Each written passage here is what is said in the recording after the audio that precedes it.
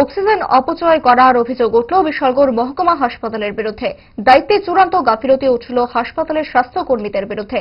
জানা গেছে, হাসপাতালের জরুরি বিভাগের সামনে সম্পূর্ণ চালু অবস্থায় রয়েছে অক্সিজেন সিলিন্ডার। যে রোগীকে সেই অক্সিজেন সরবরাহ করা হয়েছিল সেই রোগী চলে গেছেন। দৃশ্য ক্যামেরা বন্দী হওয়ার পর হাসপাতাল কর্তৃপক্ষ অবশ্য নানা বাহানার সঙ্গে নিজেদের অপরাধ কবুল করেছেন। ভবিষ্যতে এই ধরনের অবহেলা কোনোদিন হবে না বলেও জানিয়েছেন সংবাদ মাধ্যমে।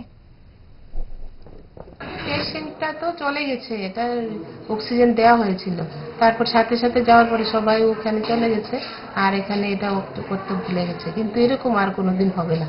আমরা সব সিকিউরিটি স্টাফ, জিডি স্টাফ সবাইকে বলে দিয়েছি এরকম যাতে না হয়, তাহলে আমরা অথরিটিকে জানাবো।